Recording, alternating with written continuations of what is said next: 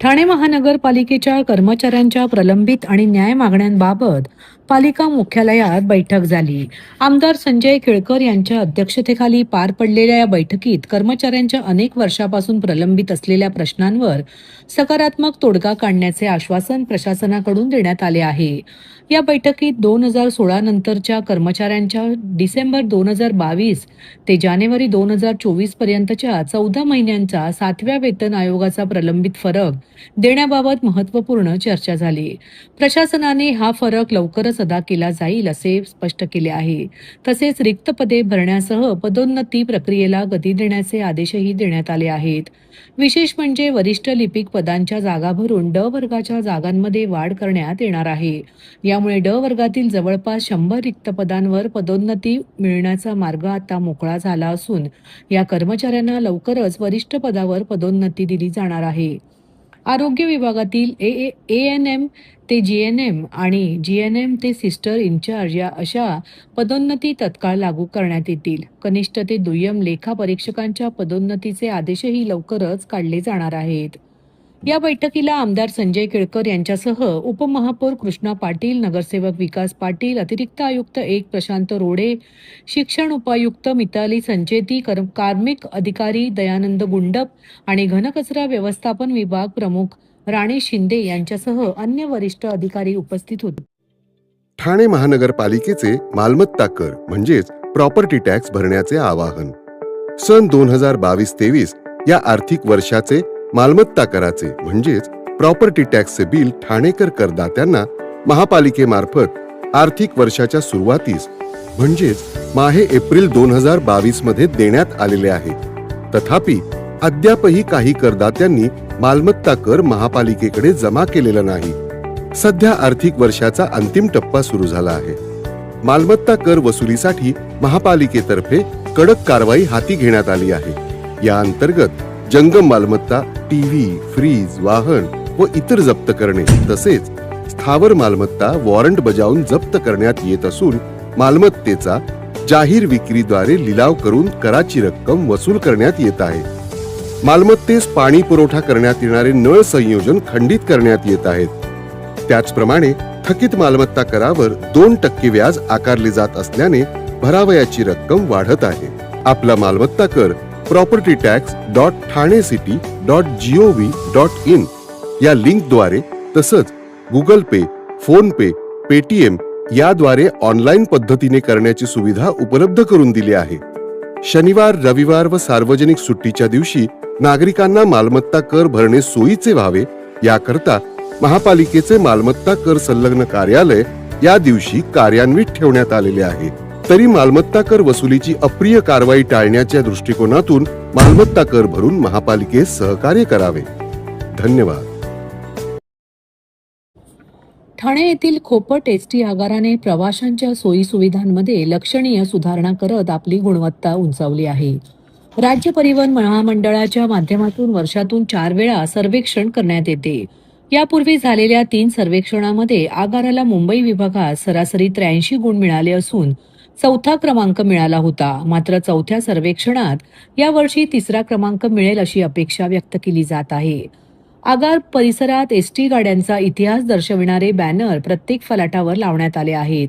तसेच लोकसहभागातून वृक्षारोपणाचा उपक्रम राबविण्यात आला असून फक्त झाडे लावणे नव्हे तर ती जगवणे यावर विशेष भर देण्यात येत आहे. वाढदिवसानिमित्त 1 झाड लावण्याचा उपक्रम राबवून सुंदर बाग तयार करण्याचा प्रयत्न करण्यात आला आहे. प्रवाशांसाठी वेळापत्रक, स्वच्छ व सुलभ शौचालय, पिण्याच्या पाण्याची सुविधा, प्रवासी वाचनालय, महिलांसाठी हिरकणी कक्ष, विविध सवलत योजनांचे माहिती फलक, वेळापत्रक तसेच प्रत्येक फलाटावर गाड्यांची नावे असलेले फलक अशा विविध सोयी उपलब्ध करून देण्यात आल्या आहेत. याशिवाय प्रत्येक शुक्रवारी स्थानकात स्वच्छता मोहीम राबविली जाते. तसेच एसटी कर्मचाऱ्यांसाठी विश्रांतीगृहात गरम पाणी व एसीची सुविधा उपलब्ध करून देण्यात आली असून एसटी व इतर माहितीसाठी उद्घोषणाही सुरू करण्यात आल्या आहेत. या सर्व सुविधा विभाग नियंत्रक सागर पडसुळे आणि यंत्र अभियंता विवेक लोंढे यांच्या मार्गदर्शनाखाली उभारण्यात आल्या आहेत. दरम्यान संभाजीनगर येथील विभाग नियंत्रक प्रमोद नेहुल, कामगार अधिकारी घोडके तसेच वाहतूक अधीक्षक स्वाती घोडे यांनी नुकतेच आगाराचे 4थे सर्वेक्षण करून या उपक्रमाचे कौतुक केले आहे. त्यामुळे यंदा खोपट आगाराला पहिल्या 3 क्रमांकांमध्ये स्थान मिळेल असा विश्वास आगार व्यवस्थापक राहुल बोरसे यांनी व्यक्त केला आहे. नमस्कार, मी आगार व्यवस्थापक ठाणे आगार येथे स्वच्छ सर्वेक्षण समिती क्रमांक 4 यांनी दिनांक 6 तारखेला सर्वेक्षण करण्यात आलेले आहे. दिलेल्या सर्वेक्षणाच्या मुद्द्यांनुसार कोपड बस स्थानक येथे संपूर्ण वेळोवेळी कामे करून देण्यात आलेले आहे. त्यामध्ये बस स्थानकावरील वेळापत्रक, सर्व प्रवाशांना दिलेल्या सुविधा किंवा सवलती यांचं बॅनर लावणे, बस स्थानकावर मध्यभागी घड्याळ लावणे, प्रत्येक फलाटावरून जाणाऱ्या मार्गांचे मार्गफलक लावणे, तसेच बस स्थानकामध्ये सर्व कर्मचाऱ्यांच्या मदतीने त्यांच्या वाढदिवसानिमित्त वृक्षारोपण करून घेतलेले आहे. तसेच वेळोवेळी बस स्थानकाची आठवड्यातला एकदा पूर्ण डीप क्लिनिंग केली जाते. सुलभ शौचालय असतील, चालक वाहन विश्रांतीगृह असतील, यांच्यामध्ये AC बसवून घेतलेले आहे. गरम पाण्यासाठी गिझर बसवलेले आहे. त्यांची देखील वेळोवेळी स्वच्छता केली जाते. दिवसातनं कमीत कमी 3दा पूर्ण बस स्थानके स्वच्छ केले जाते. अशा प्रकारे 4थ्या सर्वेक्षणामध्ये कोकण बस स्थानके मुंबई विभागात 3 नंबरच्या क्रमांकासाठी पुढे येईल यासाठी आमची सर्व कर्मचाऱ्यांनी व आगार व्यवस्थापक यांनी मान्य विभाग नियंत्रण तसेच यंत्र अभियंता यांच्या मार्गदर्शनानुसार सर्व कामे वेळोवेळी केलेली आहेत. तरी आम्हाला अपेक्षा आहे की या वेळेस मुंबई विभागात कोकण बस स्थानक हे 3ऱ्या क्रमांकाचे पारितोषिक देण्यासाठी प्रयत्न करेल. धन्यवाद. खूप थकवा आला एवढा प्रवास करून. बाबा, आता ऑटोमॅटिक गाडी घेण्याची वेळ आली. हो ग, पण महाग असणार ना. TJSB व्हेकल लोन आहे ना, आता कोणतीही अपग्रेड अगदी सहज शक्य. TJSB व्हेकल लोन्स, अपग्रेड करा आरामात. महाराष्ट्र राज्याचे उपमुख्यमंत्री एकनाथ शिंदे यांच्या संकल्पनेतून ठाणे महापालिकेच्या विशेष पुढाकाराने प्रभाग क्रमांक 15 मध्ये डीप क्लीन ड्राईव्ह राबविण्यात आला. या अभियानाअंतर्गत रस्ते, सार्वजनिक ठिकाणे तसेच परिसरातील साचलेला कचरा व धूळ काढून पाण्याच्या सहाय्याने सखोल स्वच्छता करण्यात आली. परिसर अधिक स्वच्छ, सुंदर व आरोग्यदायी करण्यासाठी विशेष लक्ष देण्यात आले. नागरिकांमध्ये स्वच्छतेबाबत जनजागृती व्हावी यासाठी प्रत्यक्ष सहभागातून हा उपक्रम राबविण्यात आला. भविष्यातही सातत्याने अशा स्वच्छता मोहिमा राबवण्याचा संकल्प करण्यात आला. यावेळी आमदार संजय केळकर, महापौर शर्मिला पिंपळकर, उपमहापौर कृष्णा पाटील, आयुक्त सौरभ राव, नगरसेवक सुरेश कांबळे, नगरसेविका यज्ञा भोईर, अनिता यादव तसेच ठाणे महापालिकेचे अधिकारी, कर्मचारी, स्थानिक कार्यकर्ते व नागरिक मोठ्या संख्येने उपस्थित होते. खूप छान उपक्रम ठाणे महानगरपालिकेने इथे राबवला. आदरणीय आमचे जनसेवक आमदार आपला संजयजी केळकर साहेब, महापौर आपलं मॅडम, उपमहापौर, आयुक्त महोदय इथं आले, सर्व अधिकाऱ्यांना आले आपलं, आणि इंदिरानगरला डीप क्लीन आपल्या ड्राईव्ह मध्ये आपला सहभाग झाला. परंतु मी हा संदेश देतो की जसा प्रतिनिधी व प्रशासन असतं तसं इंदिरानगरच्या सर्व रहिवासी, ठाणे शहरातल्या सर्व नागरिकांचा पण याच्यात सहभाग होऊन आपलं ठाणे शहर स्वच्छ कसं राहील याची काळजी घेतली पाहिजे. आणि आजचा जो कार्यक्रम झाला त्याचा हार्दिक शुभेच्छा.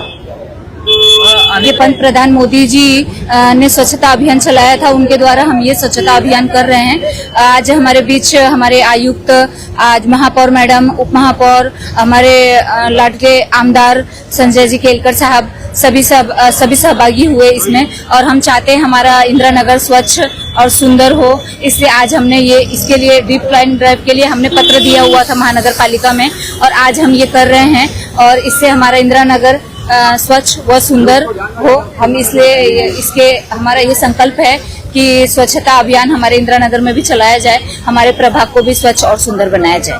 खूप सांगताना आनंद वाटतो की आपले जे काही सौरभरावजी आहेत आयुक्त साहेब आणि महापौर मॅडम शर्मिला पिंपळकर मॅडम आणि उपमहापौर हे सगळ्यांनी इथे स्वतः उपस्थिती दाखवून पर्सनली या गोष्टीकडे लक्ष दिलं आणि आज इथे एक छानरित्या आपला डीप क्लीन ड्राईव्ह झालेला आहे.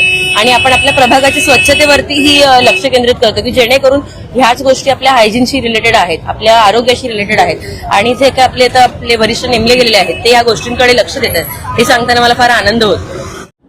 गेल्या 22 वर्षांपासून ठाणे शहरातील घर व व्यावसायिक मालमत्तांच्या खरेदीसाठी नागरिकांना आकर्षक पर्याय सवलती उपलब्ध करणाऱ्या क्रीडा MCHI ठाणे यांच्या वतीने MCHI है तो भरोसा है अशी टॅगलाईन घेऊन यंदा 17 एप्रिल ते 19 एप्रिल पर्यंत भव्य प्रॉपर्टी प्रदर्शन भरवण्यात येत आहे. ठाणे पश्चिम येथील बाळकुम येथील दोस्ती वेस्ट काउंटीमध्ये सकाळी 11 ते संध्याकाळी 7 पर्यंत प्रदर्शनामध्ये ग्राहकांना शेकडो गृह व वाणिज्य प्रकल्पातून पसंतीच्या मालमत्तेची निवड करता येईल. या प्रदर्शनात कर्ज पुरवठा करण्यासाठी प्रसिद्ध बँक आणि खासगी वित्तीय संस्थांची दालने असतील. क्रीडा MCHI ठाणेचे अध्यक्ष सचिन मिराणी यांनी आज पत्रकार परिषदेत ही माहिती दिली. क्रीडा MCHI ठाणेचे माजी अध्यक्ष जितेंद्र मेहता, क्रीडा MCHI ठाणेचे नवनिर्वाचित अध्यक्ष गौरव शर्मा, सचिव फैयाज विराणी, प्रॉपर्टी प्रदर्शन समितीचे अध्यक्ष विभव बोरकर, खजिनदार जय वोरा, क्रीडा MCHI ठाणेच्या युवा शाखेचे अध्यक्ष निमित मेहता आदींसह पदाधिकारी व प्रमुख सदस्य उपस्थित होते. देशातील आघाडीच्या रिअल इस्टेट डेव्हलपर्सकडून ठाणे शहरात सुरू असलेल्या विविध प्रकल्पांबरोबरच नागरिकांना एकाच ठिकाणी गृहकर्जासाठी विविध बँकांचे प्रतिनिधी आणि खासगी वित्तीय संस्थांबरोबर संपर्क साधता येईल. या प्रदर्शनात कौटुंबिक आणि विविध विषयांवर माहिती देणारे कार्यक्रम आयोजित करण्यात आले आहेत. तसेच महारेरा कायद्यातील तरतुदींबाबत कार्यक्रमातून माहिती दिली जाईल असे अध्यक्ष सचिन मिराणी यांनी सांगितले. आधुनिक जीवनशैलीला पसंती देणाऱ्या नागरिकांना ठाण्यातील अनेक प्रतिष्ठित गृहसंकुलातील घरांचा पर्यायही उपलब्ध असेल. प्रदर्शनाला भेट देणाऱ्या प्रत्येक नागरिकांचे समाधान होईल असा विश्वास अध्यक्ष सचिन मिराणी यांनी व्यक्त केला. 19 हे सर्व होम बायर्स, ऑफिस बायर्स आणि सेकंड होम बायर्सचा एक संधी आहे. त्यांना एकच छताखाली ते संपूर्ण ऑप्शन भेटणार आहे. काय काय प्रोजेक्ट अवेलेबल आहेत ठाण्यामध्ये. मी सर्वांना विनंती करतो की तुम्ही या, तुम्ही बघा आणि जे तुमचे आवडते प्रोजेक्ट असेल, जे तुम्हाला चांगला वाटेल ते तुम्ही त्याचं बुकिंग करा. सर, आपण जर बघितलं इराण असेल, इस्रायल असेल आणि अमेरिका, जो युद्ध सुरू आहे, ते युद्धामुळे जे मजूर आहेत ते आता कामावर काम सोडून आपल्या घरी परतत आहेत. ह्या कामगारांना आपण कसं सांभाळतात ते, कारण की युद्ध सुरू आहे एकीकडे आणि एकीकडे युद्धासाठी काही कामगार घरी नाही जात. मे मध्ये नॉर्मली काय असतो, त्यांचा फार्मिंगचा सीझन असतो, त्यामध्ये खूप जे आहे वर्कर्स ते घरी जातात. ते घरी जाऊन त्यांचे जे फार्मिंगचे काम आहे त्याचं उत्पादन करतात. बाकी असं काय लेबरचा आतापर्यंत काय युद्ध कारण काय कमी आहे असं नाही. पण मजूर जर गावाला गेल्यानंतर आपल्याला काय फटका बसतो का? जसं तुम्ही आता नाही, असं काय फटका नाही बसत. ते फक्त 15-20 दिवसासाठी जातात आणि ते परत येतात.